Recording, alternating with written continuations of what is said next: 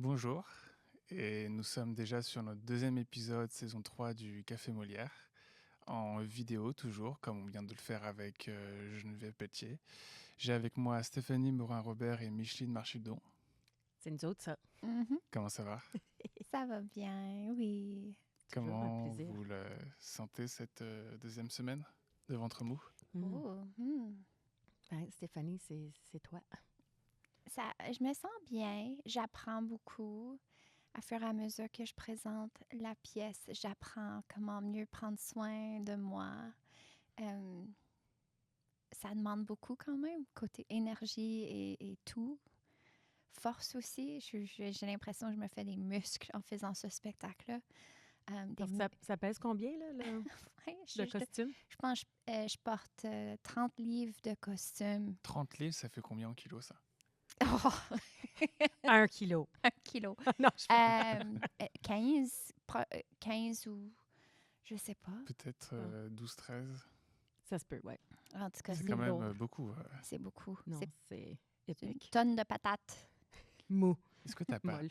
chaud dans tous ces costumes? Parce que moi, quand je te voyais sur scène, je me disais, mais moi, à sa place, je serais... Non, je la voyais serais s'habiller, pas puis je n'étais bien. pas capable de respirer en la regardant mettre Ouais. toutes les... En tout cas, les différentes couches. Mais quand tous les costumes sont arrivés, j'ai appelé Micheline. OK, je vais faire ça pour toi. Je vais tout mettre. Parce que c'était comme de quoi? Tu vas mettre combien de... Je la croyais pas. Je suis comme, non, tu vas en enlever quelques-uns. Donc là, j'ai commencé à mettre toutes les couches. Donc là, j'ai un chest plate en silicone. J'ai 4 robes bleues. Puis entre chaque robe, il y a un... Il y a des suits d'hommes, genre des pantalons, jackets avec chemise.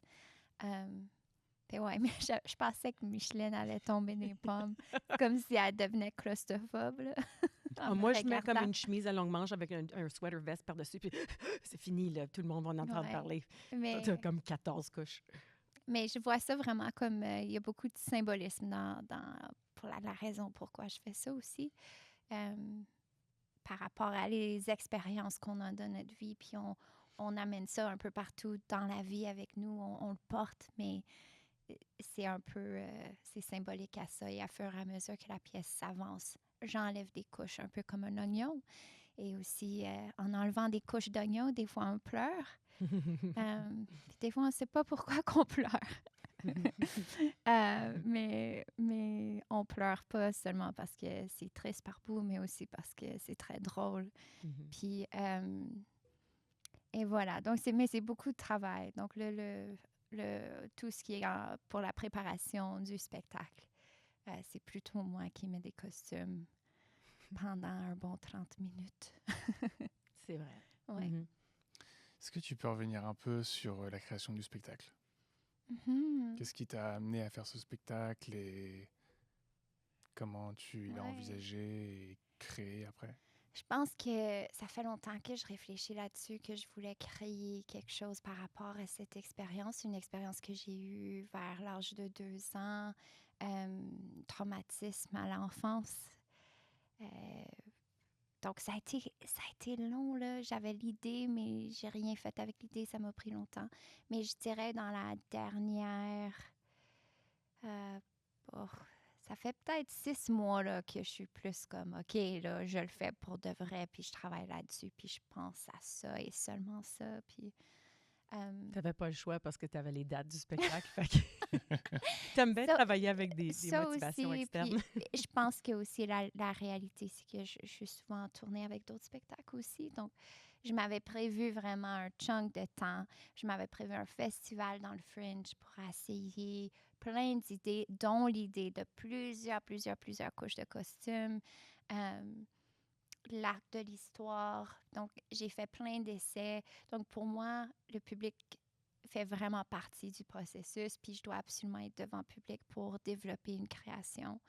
Donc, je dirais même que oui, il y a un produit assez poli, mais je pense que j'ai l'impression que je vais quand même être en mode création avec cette pièce-là pour au moins les cinq années à venir. Mais c'est vrai, ouais. C'est quasiment embryonnaire. Quand tu compares à Blind, ça va être que tu as fait 1000 fois. Mhm. Donc, si on regarde la représentation de ce show-ci dans 1000 fois, c'est comme ça va avoir tellement évolué dans plein de petites tentacules. Oui, parce que ma relation face à cette expérience-là, face au public et aussi la façon que je partage les histoires va changer parce que mes émotions changent. Le plus qu'on guérit, le plus qu'on peut en rire aussi. Donc, j'ai l'impression aussi je vais plus pouvoir trouver les moments drôles, les moments où on laisse tomber la tension parce que c'est un peu comme être en manège.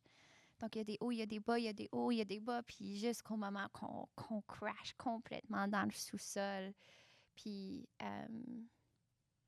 ouais, donc j'ai vraiment hâte de voir ce que ça va donner. C'est vraiment cool de pouvoir commencer ce processus-là ici au Cercle Molière avec 2 semaines de spectacle. C'est vraiment le plus beau cadeau que je pourrais avoir pour une nouvelle création. Puis d'avoir Micheline comme à mes côtés pour l'accouchement de ce spectacle-là représente beaucoup pour moi. Puis c'est pour ça qu'on dit souvent que ça a été comme le show doula du spectacle qui est très méta parce que je parle de grossesse, d'accouchement dans le spectacle. Je parle de moi quand j'étais tout petite. Et aussi, c'est moi qui accouche pour la première fois une histoire dont j'avais honte de partager toute ma vie. Donc, il y a tout ça qui arrive. Puis des fois, on a même des femmes enceintes dans le public. Donc, ça, c'est cool. Mhm. Mais oui. Mhm. Non, c'était pour moi tout un honneur de comme si je voyais mon rôle comme créer un espace sacré pour toi, un espace sécuritaire pour te livrer justement, mais aussi pour te motiver parce que dans un sens tu résistes un peu de pratiquer, tu résistes un peu de livrer ou tu résistais un peu de livrer l'histoire. Donc je me suis dit à un moment donné, ok, ça y est, demain on s'assoit ensemble puis Dilaté. on va dilater. Alors, j'ai sorti l'huile. On a fait des méditations. Alors, c'est ça. J'étais la sage-femme de certaines Ouais. affaires. Mais C'est comme ça que tu résumerais ton rôle? oui, définitivement. Doula, sage-femme du spectacle. Parce que toi, tu es ta propre metteur en scène. Mais tu voulais quelqu'un qui soit là pour te motiver, de un, et de deux. Finalement, j'ai revu C'est un quoi peu de ton texte rôle avec toi et un peu de mise en scène. officiel?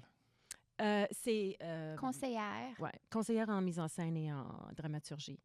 Alors, Ouais. je me suis comme On a faufilée vraiment. au travers. Je disais, la plupart du temps, c'était vraiment le texte. Puis comme, OK, je relis le texte. OK, on fait des changements. OK, ça l'a sorti comme ça cette fois-là. OK, on fait des ajustements. Aussi changer l'ordre de quelques-unes des jokes parce que il y a aussi côté timing. Donc, moi, je dois avouer, d'habitude, le texte se travaille devant public, puis je le fais. Puis c'est la répétition qui fait en sorte que le texte devient de plus en plus établi. Peaufiné ou... Mais cette fois-ci, je dirais que j'arrive quand même avec quelque chose que je fais. J'ai quand même beaucoup de flexibilité. C'est pour ça que j'aime ça être à faire la mise en scène de mes propres créations. Parce que comme ça, il n'y a personne qui me dit « Ah, t'étais supposée de faire ça, comme ça. » Elle aime pas ça quand je dis ça. Puis moi, je suis comme « Non, je suis pas supposée... Non, j'ai le droit de faire ce que je veux sur scène, en autant que mes techniciens ils ont les bons cues. » Ouais. Puis avoir cette liberté-là dans une pièce qui est tellement personnelle, puis aussi du contenu qui va faire réagir le public. Je veux aussi avoir cette flexibilité pour m'ajuster en fonction et trouver l'élan. Parce que des fois, les rivières, ils vont avoir des courants un peu différents dépendant des jours. Puis moi, je le sens vraiment ça dans mon corps. Comme aujourd'hui, tu sais, je suis comme, oh, il fait un peu froid, puis je suis un peu fatiguée. Comment je vais me prendre pour comme vraiment trouver cet élan-là du spectacle? Donc, peut-être ça va être un spectacle un peu plus émotionnel. Puis ça arrive. C'est le fun de voir à quel point ça influence. Puis que ça change. Moi, tu disais que je t'avais sorti de ta zone de confort puisque moi, je suis une auteure plus à la virgule. Puis là, on inversait les jokes, puis on synergisait avec les jokes qui étaient super le fun. Je pense qu'on a eu beaucoup de fun avec ça. Puis en bout de ligne, des fois, tu utilises la joke qu'on a travaillée ou tu la modifies encore sur scène ou quoi que ce soit. Mais j'ai beaucoup aimé ce back and forth où tu proposais une blague, je la changeais un peu. Ensuite, tu rajoutais d'autres trucs. Ensuite, je rajoutais de quoi, puis tu rajoutais de quoi, puis là, on riait. Puis là, on savait qu'on avait établi la joke. Ça, c'était mes moments préférés. Ouais. Oui, tellement. Je veux dire, c'est le fun de trouver une complicité comme ça. Et je pense que une réponse à ce que j'ai vécu quand j'étais plus jeune, il y a une mouche Elle Qui se veut faire balade partie. depuis 5 minutes autour de vous. Moi, là. je disais que c'est le fantôme de Pauline Boutal qui s'est Ouais. réincarné en mouche juste pour être présente dans cette nouvelle année, la 100e année du Cercle Molière. Si je garde la bouche ouverte assez longue, je vais pouvoir la manger. Yes! Tu vas avoir son âme en toi. Ouais, trouver une complicité comme ça. Et moi, je dois avouer, je trouve ça, j'ai toujours un peu peur de trouver ça. Puis je pense que ça vient d'un désir de vouloir tout faire tout seul parce que je suis capable, puis je suis une grande fille. Puis ça, c'est comme un trauma response de faire ça. Mais tu as peur de quoi, t'as dit? Tu as peur de... Non, mais souvent, j'ai l'impression que je dois tout faire tout seul parce que je veux comme prouver quelque chose. Ou... Puis pas dépendre sur les autres au cas où ils te flanchent. Exactement, parce que présentes je pas. pense que j'ai pas eu le choix de faire ça quand j'étais plus petite. Donc, en faisant un spectacle comme ça, je guéris dans plusieurs façons, dont les collaborations font partie de ça, parce que je me rends compte comme, oui, tu peux le faire toute seule, mais tu peux aussi le faire avec tu peux aussi le faire et d'être bien entourée, qui va me permettre de faire encore plus de découvertes, parce que, comme tu as dit, je me sens plus en confiance, plus safe, tu sais, d'être comme autour du monde qui me supporte. Pas toujours dans un sens de danger ou de Ouais, qu'est-ce qui va arriver. exact. Quoique tu sers, je pense, beaucoup de ça pour la création. C'est comme l'urgence, puis l'adrénaline, puis le danger. Ouais. Mais on dirait que dans celui-ci, je t'ai vu te laisser faire confiance aux autres pour qu'ils créent comme Ouais. un cadre dans lequel tu peux avoir du fun puis créer, t'amener un petit peu de danger. Mais comme même avec moi, tu étais comme « Oh, ça me rend mal à l'aise de comme te laisser rentrer dans ma bulle d'écriture un peu. » Mais en même temps, c'est comme « Mais j'aime ça, mais c'est bon. » Puis Oui, je oui. sentais que tu as évolué, pas juste ça, là, mais comme à plein de niveaux comme ça dans le spectacle. Ouais, c'est comme ça. Puis le spectacle, c'est ça aussi. C'est de passer par l'inconfort pour en devenir confortable. Puis, et c'est pour ça que je fais la création. C'est pour ça. Je veux faire ça avec le public aussi. Je veux passer par l'inconfort pour en devenir confortable, avec des conversations de sujets tabous ou avec la normalisation des handicaps sur scène. Dans Blindside, je prends 1 heure pour vraiment comme préparer le public pour le moment où j'enlève ma prothèse. Dans celui-là, c'est plus comme je pose même pas de questions, puis je le fais quand même assez rapidement dans le spectacle. Mais le spectacle a aussi d'autres choses comme but, donc c'est plus nécessairement ça. Mais je vois mes créations un peu comme des univers. Donc, il y a comme l'univers de Blindside. Puis dans cet univers-là, je parlais justement, OK, bien, ce questionnement-là, si le cancer que j'ai eu était héréditaire. Puis je le mentionne, c'était vite fait. J'en parlais pas beaucoup parce que le spectacle était concentré sur d'autres choses plutôt.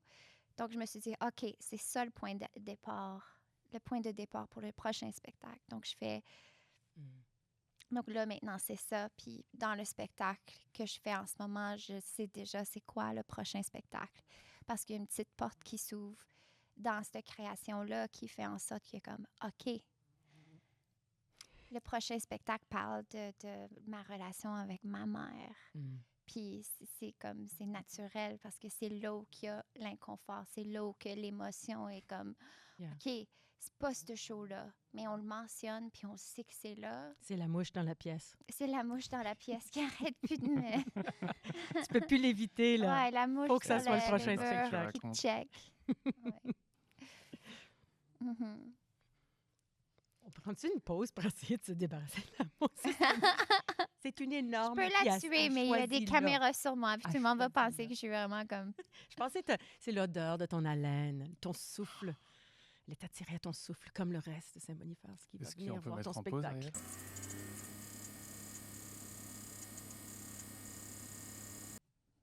On n'a pas tué la mouche. On a essayé, mais Ouais. Elle ça va n'a pas bien revenir. marché. Ouais.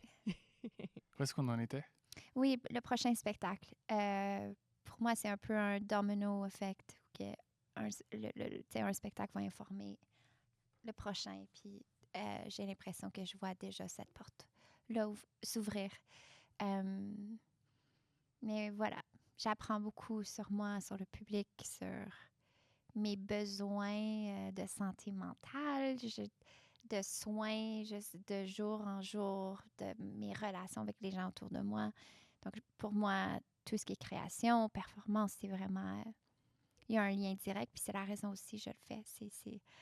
C'est ma thérapie, mais aussi c'est de l'art et aussi c'est de la thérapie pour les autres. Je me suis dit que ça serait peut-être bien de prendre un cours pour mieux gérer justement les retours après le spectacle.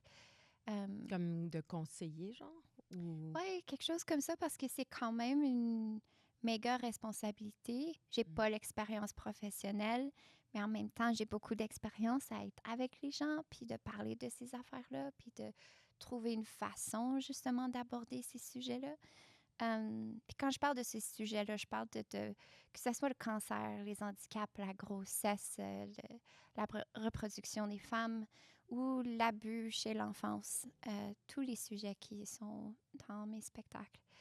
Parce que même là, dans une semaine de spectacle, le nombre de personnes qui partagent avec moi qui ont eu des expériences similaires, il doit y avoir une vingtaine. Et aussi du monde qui m'écrit pour dire qui viendront pas, mais qui ont eu ces expériences-là. Donc, même ceux qui n'ont pas vu le spectacle, de juste savoir que le spectacle existe, fait en sorte qu'ils commencent à s'ouvrir puis à parler, qui est vraiment le but. Mais j'aimerais ça être encore mieux équipée pour prendre ces conversations-là. Ouais. Bonne idée. Comment tu gères les réactions du public quand c'est durant le spectacle? Durant le spectacle, je dirais qu'il y a vraiment une méga partie de ce show-là qui c'est de l'humour. Donc, c'est une conversation avec le public. Donc, je peux, s'ils réagissent, s'ils font du bruit, s'ils répondent à des questions que je pose pendant le spectacle, mais ça, c'est un retour direct. Pendant les parties un peu plus lourdes, un peu plus poétiques, un peu plus contemporains, dansés, abstraits, d'habitude, les gens sont juste super présents, puis sont pas en train d'être vocales.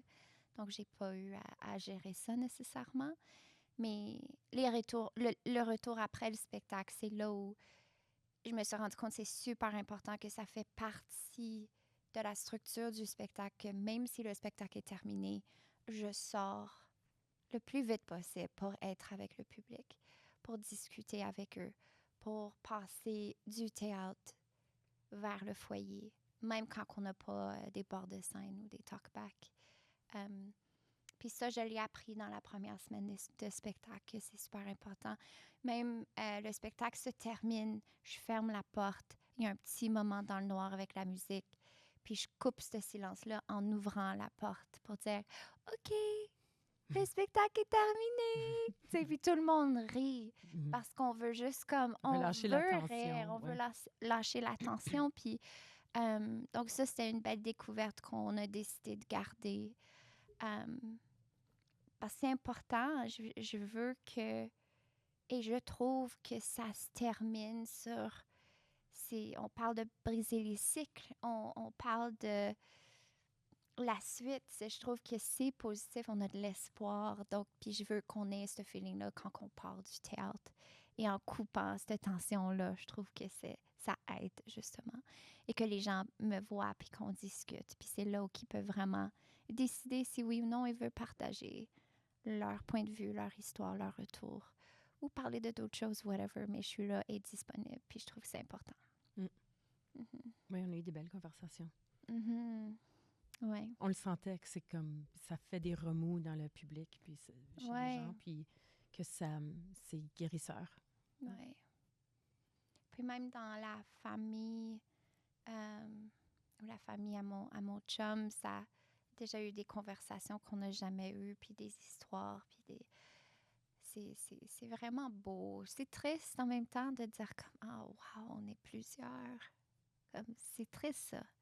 Mm. Mais en même temps, ça donne espoir qu'on peut justement comme passer par-dessus, en parler, puis pas d'avoir honte des expériences qu'on a eues, parce qu'on n'a pas le choix. Mhm. Quand tu survis un abus, peu importe quel type d'abus, on a l'impression que c'est de notre faute. On passe par là quand on fait le deuil de ce qui reste, ce qu'on a perdu, peu importe. Puis je trouve que c'est important de ne pas avoir cette honte-là, puis de justement célébrer ce qu'on a, puis ce qui nous reste, puis aussi s'avouer que ça nous définit pas. Mhm. Mhm. Ça peut donner aussi un sens de résilience, qu'on a vécu plein de choses, qu'on est des survivors, et Mhm. comme tu dis, célébrer le fait qu'on a survécu cette chose-là. Mais moi, dans tous les différents types de thérapies que j'ai fait dans ma vie, ce que je remarque, c'est que la honte, elle est là comme quasiment peu importe pour tous les gens qui survivent un abus. Mais l'outil numéro un pour guérir la honte, c'est juste de parler. C'est d'en parler. Puis le plus qu'on Ouais. en parle, plus on enlève les couches de la honte et du traumatisme. Ça n'enlève pas ce qui est arrivé, puis t'es pas guéri à tout jamais, mais ça n'enlève. Puis Ouais. donc, c'est ça que tu fais avec ton spectacle. Tu parles Ouais. et ça détruit la honte. Et là, les gens parlent, puis là, tout d'un coup, je le sens que c'est comme, ouf, c'est relâcher la honte pour tout le monde, pas juste pour toi, tu sais. Alors, je trouve que c'est un beau Ouais. cadeau que ton spectacle fait. Oui, puis c'est un cadeau que je m'offre aussi en faisant ça, tu sais. Donc, c'est ça qui est le fun aussi. Ben, c'est le fun maintenant, mais ça a pris beaucoup, beaucoup de courage. T'as essayé Ouais. de parler de ça dans un spectacle genre 5 fois, puis là, tu t'allais, puis là, t'es comme, oh non, finalement, j'en parle pas. Tu m'as dit ça pendant quelques années. Oui, quand T'allais j'ai en commencé parler. à écrire là-dessus, sur la maternité, sur la grossesse, tout ça, je pensais toujours que ça s'en allait dans cette direction-là, vers ce que plusieurs membres de ma famille ont vécu avec mon arrière-grand-père. Puis j'ai toujours eu la chienne, puis j'ai décidé de ne pas le faire. Mhm. Puis même là, je pense que c'est important aussi de comprendre qu'on n'est jamais vraiment prêt pour, Mhm. pour quoi que ce soit. Le spectacle n'est jamais vraiment fini. Je serai jamais complètement guérie. Devenir maman, tu sais, se poser cette question-là, je savais que je voulais des enfants, mais il y avait toujours une partie de moi qui pensait que je n'étais pas encore prête. Je vais attendre, puis je vais le savoir quand je suis prête. C'est comme non. Finalement, je suis comme, mais non, je peux pas tout apprendre. Puis c'est vraiment en devenant maman que j'ai découvert que t'es jamais prête. Puis tu sais jamais comment tout faire. Puis c'est en le faisant qu'on s'habitue à être confortable avec le fait Confortable qu'on n'y avec est pas, l'inconfort. avec l'inconfort. Puis ça revient toujours à ça pour moi. Là, c'est sûr que d'habitude, je parlais d'handicap puis de ma prothèse oculaire et tout ça. Puis ça, c'est quelque chose de différent, right? Comme maintenant, OK, je fais des marionnettes, c'est cute, on en rit, je le fais chanter, puis nanana. Quand on parle d'abus, de prendre l'abus puis d'en faire quelque chose de drôle, ça, c'est d'autres choses. C'est encore, pour moi, personnellement, c'est encore plus profond et difficile comme casse-tête. Et vraiment, la façon la plus facile de le faire pour que ça soit drôle, c'est que les gens qui s'assoient s'en viennent voir un spectacle qui parle de maternité, puis ils ne savent pas que ce parti-là en fait partie. Mais aussi, je peux comprendre qu'on vit dans une société qu'il faut avertir les gens. Puis les avertissements par rapport à les thématiques du spectacle, c'est quand même important. Donc, je trouve ça un peu difficile. C'est même là, c'est comme, je le dis jamais, quasiment jamais en entrevue que le spectacle parle d'abus sexuels chez les enfants. C'est très rare parce que je veux pas faire peur aux gens parce que c'est tellement tabou. Je pense, puis je le mentionne souvent, c'est une des thématiques les plus tabous de notre société. Donc, mais le spectacle est très drôle. Oui, ben, Très, c'est très ça, drôle. c'est que on passe par tellement de différents chemins, tellement d'humour et tellement d'autres trucs qu'on vit. Et puis la maternité, tout ton stand-up sur la maternité et tout ça. Puis qu'on dirait que quand on arrive là, tu nous as préparé. Tu nous as préparé le chemin pour cette intensité-là à la fin du spectacle. Moi, je trouve que C'est vraiment bien fait. Alors, ça vaut la peine. Ça vaut la peine. Yeah. Je pense que oui.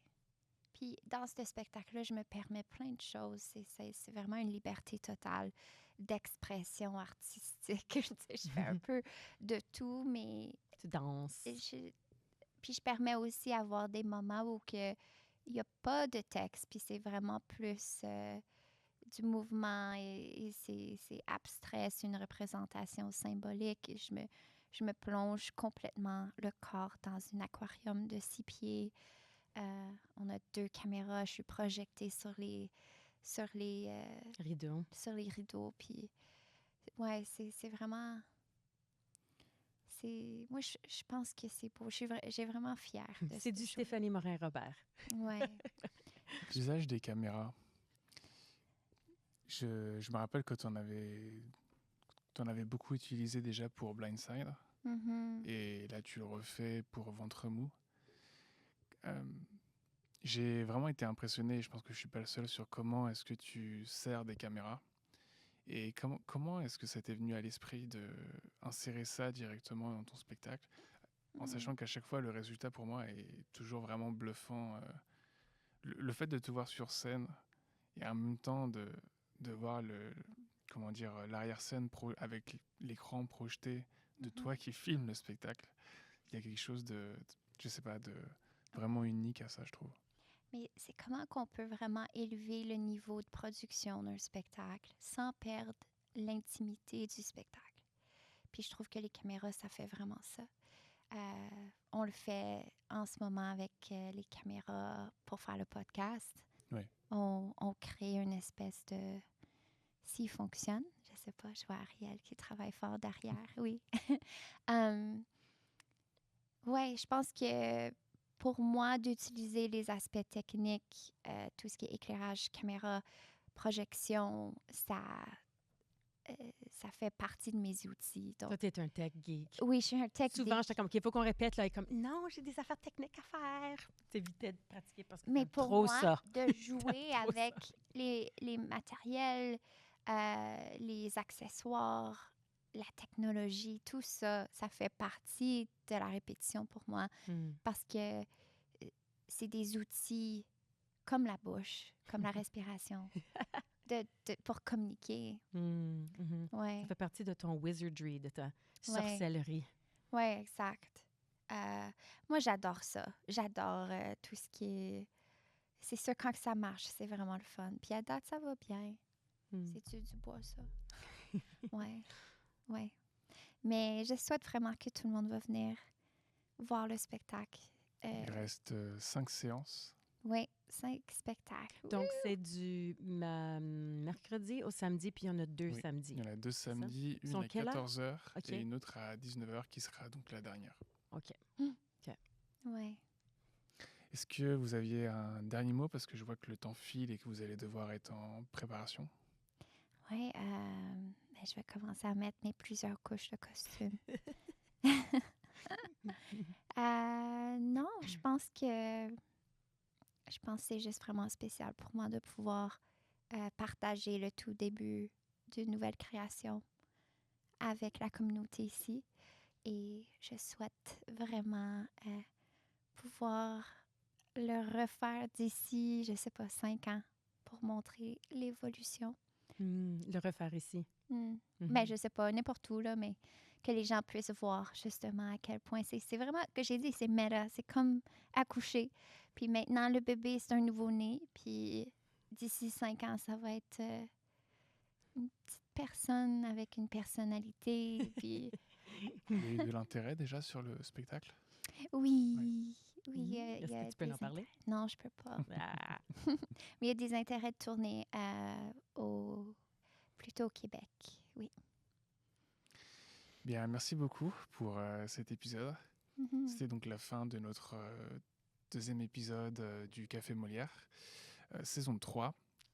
Merci à vous de nous avoir écoutés et puis on se retrouve très bientôt pour un nouvel épisode. Merci beaucoup. Merci. Merci.